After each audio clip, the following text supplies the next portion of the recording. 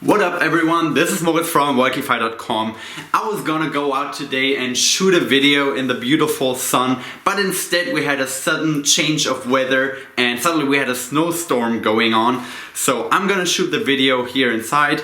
Behind me the probably most ugly wallpaper in the world. So enjoy the video. So what I want to talk a little bit about today is the concept of breadth versus depth.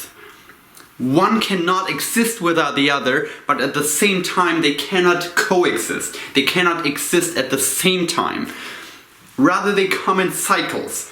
And how that usually works is that you might be very interested about something, for example sports, and you might try to get a lot of breadth at the beginning. So you want to try out a lot of different things. You might go to a gym, you might join some team sports, maybe play handball or football or basketball. Then you might also just do a little bit of long distance running, maybe some gymnastics or swimming. So you try out all these different things, but all you really do is scratch a little bit on the surface. So you want to scratch the surface and you want to find out what is underneath, and you even more want to find out if this is for you. You want to find out if what you find underneath is something you could actually spend more time on, if it's something that you could become passionate about.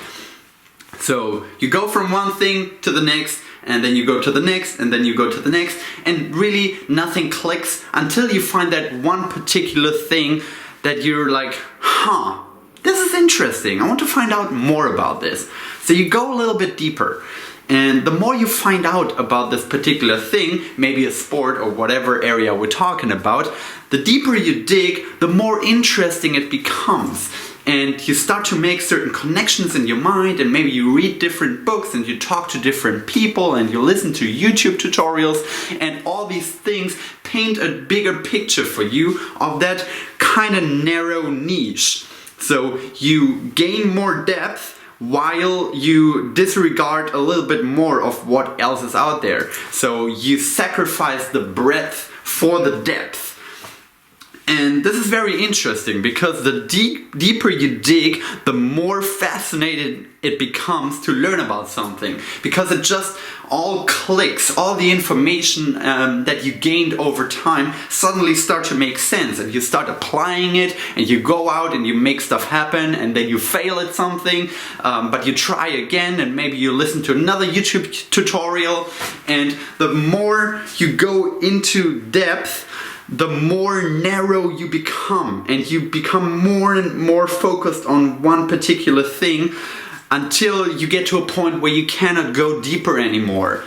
And you might have noticed that as well with learning about something. Maybe if you studied economics at the beginning, but then you specialized on finance, and then you learn more about stock trading, and you go narrower and narrower, and you go deeper and deeper until you hit a point where you feel like, okay, this is as deep as I want to go with this, and if I want to continue on this path, if I want to continue improving, I actually have to gain some breadth again. So then you go into another cycle of getting out of going deep and getting into going wider again. So you might cross-reference your experience from that very narrow field, and you might cross-reference it with some other fields that you could gain experience in. And you might find out, for example, if you want to become very good at playing basketball, that suddenly it actually makes sense for you to learn more about gymnastics, or it makes sense for you to go to the gym more often and learn more about strength training. Maybe you have to squat more in order to become better at playing basketball. So even though you focus still on that one thing that you want to gain a lot of depth in, and that you want to really become great at, you actually find out that you cannot isolate that one thing. You have to gain some more breadth. And so the cycle continues. Then you find another thing that really helps you with that first thing, and you gain more depth in that one. So you made all these different connections, and you try to make them all click and make them all fit into the bigger picture and the puzzle that you're creating there. So you go constantly through these cycles of going really wide and going very deep and going very wide and then going deep again with something else.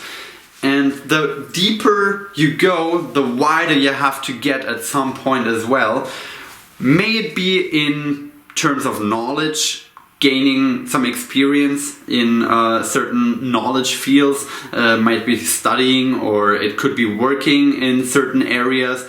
Of course it could be sports, but it could also be in relationships, for example. First, you might date a lot of different people, but you might not really get into a deeper, more serious relationship with all of them. You might know them on a superficial level, maybe you sleep with different people at the same time, but you really just want to find out what's out there until you meet that one person that you just click with. And then you actually want to get into depth, and you want to find out what that person cares about. You want to find out how she feels or how he feels about certain issues. You might disagree on certain things, but all these different things that you might even argue and fight about add new layers to your relationship. So suddenly it's not only a physical relationship anymore. Suddenly you actually care about each other's feelings. You want to learn more about the other person. You want to learn about her background or his background. You want to know where he or she wants to be in 5 years. So there's all these different things coming together until you get to a point where you might find out, like, oh, I spent the last 5 weeks basically only with this one person because we're so crazy in love, and suddenly you feel like, oh, maybe we should become more social, we should hang out with a little bit more people at least, so we don't become these like creepy couples just staying at home and spending no time whatsoever with anyone else. Or maybe we should start a hobby together and meet other people that way. So there's always the cycle of going really wide and then going very deep. And it's a repetitive thing. It can't really happen at the same time, but they both need each other. You can't do one without the other. You can do it for a certain period of time, but it is not healthy to only focus on one. It's very much correlated to something else that I already shot a video about in the past. I'm gonna put up a link here so you can check it out.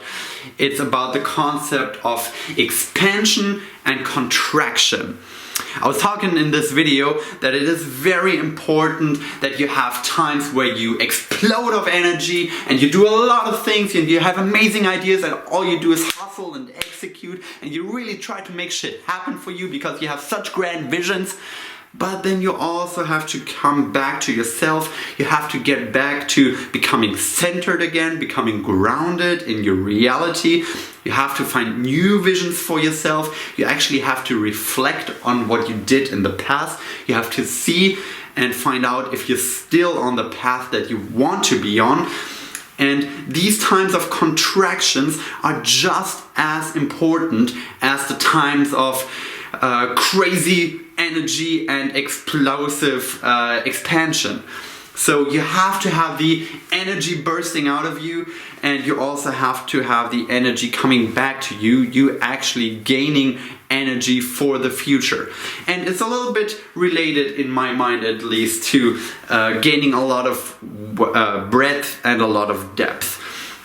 If you go very, very wide, that takes a lot of energy, and it's very, very exhausting at times to try out a lot of different things. But if you go very, very deep, you can gain energy actually from that. You can really make sure that you prepare for the next cycle of going out there, making shit happen and being all over the place, going very, very wide until you go very deep again and you kind of contract again as a person and in your actions before again you go up in the cycle and you do it all over again. So these are my thoughts on contracting and expansion and gaining depth versus gaining breadth. I don't think you can exclude any of them. You have to consider all of them. And while they're mutually important, it is very important to also know that you cannot do all of it at the same time. So you should not feel too bad if you have times of lower energy and times of reflection because you know that this is necessary to be that kind of explosive and energetic person in the future again.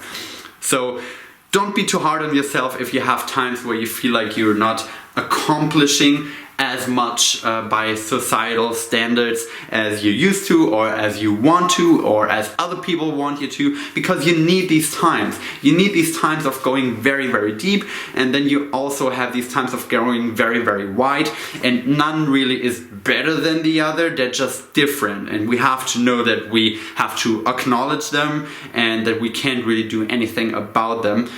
It's just cycles that we go through. Anyway, thanks so much for watching. I really appreciate the support. If you do like these videos, please feel free to subscribe. Feel free to comment down below and let me know what I can still improve on my public speaking, or maybe topics that you would like me to elaborate on in the future. Either way, thanks so much for checking this video out. Talk to you next time.